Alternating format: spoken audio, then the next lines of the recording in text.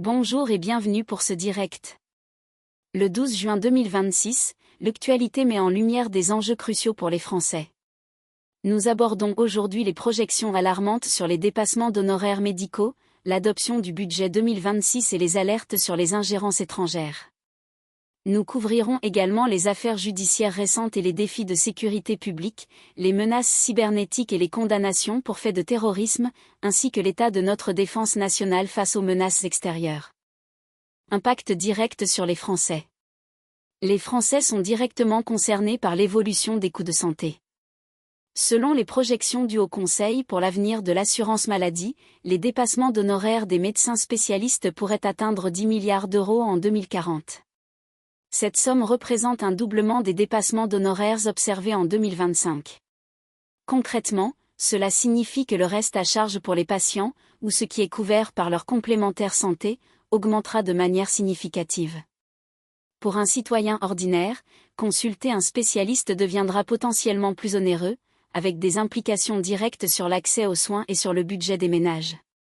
L'assurance maladie et les mutuelles devront faire face à ces coûts croissants, ce qui pourrait se traduire par une augmentation des cotisations ou une réduction de la prise en charge de certains actes.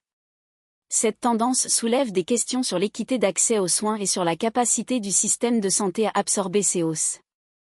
Le débat sur la régulation de ces dépassements et sur l'organisation des carrières médicales est donc plus que jamais au centre des préoccupations, touchant à la cohésion nationale en matière de santé publique. Politique et gouvernance. Sur le front politique, le projet de loi de finances pour 2026 a été adopté par 49.3 après un mois de retard. Le ministre Roland Lescure a piloté ce budget, promulgué le 19 février. Cette adoption forcée, sans vote parlementaire, illustre une tension persistante dans le processus législatif, questionnant la capacité du gouvernement à obtenir une majorité stable pour ces textes. En parallèle, des préoccupations majeures émergent concernant la souveraineté nationale. Le ministre Sébastien Lecornu a alerté sur des menaces lourdes d'ingérence étrangère, notamment en vue de la prochaine élection présidentielle. Cette situation est prise au sérieux, et un projet de loi visant à durcir les peines contre l'ingérence sera prochainement présenté. L'objectif est de protéger le processus démocratique et l'intégrité de nos institutions face à des tentatives de déstabilisation venues de l'extérieur. Sur le plan culturel, le Sénat s'est opposé à l'instauration d'une clause de conscience dans l'édition. Catherine Pégard, ministre de la Culture, a appelé à la prudence sur cette clause, qui aurait pu permettre à des éditeurs ou auteurs de refuser la publication d'œuvres jugées contraires à leurs convictions morales ou idéologiques. Ce débat touche à la liberté d'expression et à la ligne éditoriale des maisons d'édition, des sujets qui peuvent cliver et affecter le paysage intellectuel français. Affaires judiciaires et sécurité publique. L'actualité judiciaire est marquée par des faits divers tragiques et des évolutions significatives. L'exécutif a tenu une réunion d'urgence après la mort de Liana, 11 ans. L'enquête a révélé que le principal suspect du meurtre avait échappé à plusieurs plaintes pour viol, ce qui soulève des questions sur les défaillances du système de suivi et de protection des victimes. Cette affaire a un impact direct sur la perception de la sécurité des enfants et sur la confiance dans les institutions. Par ailleurs, la Cour de cassation rouvre la voie à un procès pour meurtre du policier impliqué dans la mort de Naël, 17 ans. La Cour a annulé la requalification des faits de violence ayant entraîné la mort, rétablissant ainsi la qualification initiale de meurtre. Cette décision est capitale pour la suite de la procédure judiciaire et pour les familles impliquées, marquant une étape importante dans un dossier à haute sensibilité sociale et médiatique. Le parquet réclame également le renvoi de 11 suspects aux assises pour le meurtre de Thomas Perotto à Crépol. Cette affaire, emblématique des tensions et violences dans certains territoires, voit son dénouement judiciaire se préciser. Enfin, une femme de 86 ans a été tuée au Grau-du-Roi, une enquête pour meurtre est ouverte. Ces événements rappellent la nécessité de renforcer la sécurité publique et de garantir une justice efficace pour tous les citoyens. La réalisatrice Andrea Bescon a déclaré que « la responsabilité était totalement politique », une affirmation qui alimente le débat public sur les causes profondes de ces violences. Sécurité nationale et cybermenaces. La France fait face à une menace croissante dans le domaine de la cybersécurité. 7 personnes ont été interpellées pour le vol présumé de dizaines de millions de données sensibles.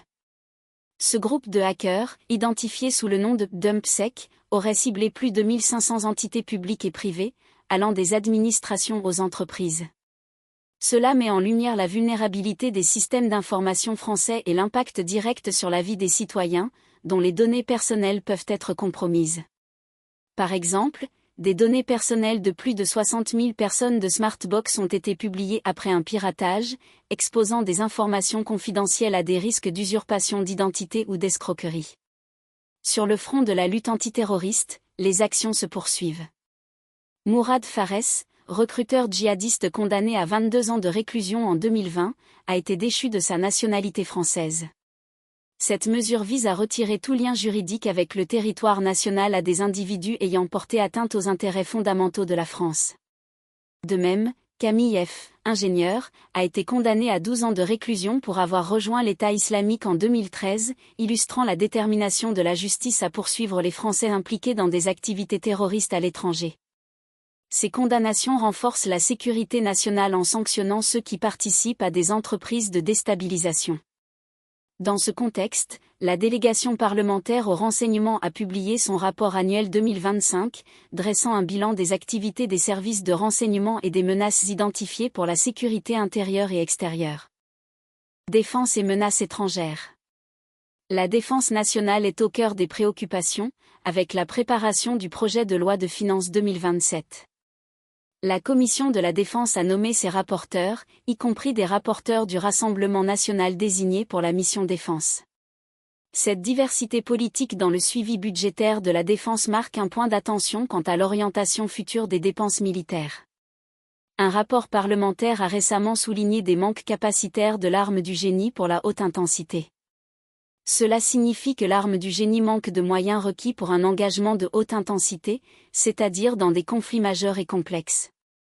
Ce constat est important pour la souveraineté de la France et sa capacité à se projeter et à défendre ses intérêts dans un environnement géopolitique tendu. La préparation à ce type d'engagement est essentielle pour la crédibilité de notre armée et la protection de notre territoire. Sur le plan international, un événement marquant s'est produit le 9 juin, lorsqu'un haut responsable militaire russe a été tué dans un attentat près de Moscou. Le colonel Damir R. Davidov, 57 ans, dirigeait l'approvisionnement en munitions de l'armée russe. Cet événement, dont les causes et les responsabilités exactes restent à établir, a des répercussions sur la chaîne de commandement et d'approvisionnement d'une puissance militaire majeure, ce qui peut avoir des implications géopolitiques plus larges. En résumé de l'actualité de ce 12 juin 2026, les dépassements d'honoraires des médecins spécialistes pourraient atteindre 10 milliards d'euros en 2040, doublant les coûts de 2025. Le budget 2026 a été adopté par 49,3, tandis que des menaces d'ingérence étrangère pour la présidentielle sont signalées par Sébastien Lecornu. Sur le plan judiciaire, l'exécutif a réagi à la mort de Liana, 11 ans, et la Cour de cassation rouvre la voie à un procès pour meurtre du policier impliqué dans la mort de Naël. 7 personnes ont été interpellées pour le vol de dizaines de millions de données sensibles par le groupe DumpSec. Enfin, la Commission de la Défense prépare le budget 2027, alors qu'un rapport met en évidence les manques capacitaires de l'arme du génie et qu'un responsable militaire russe a été tué à Moscou.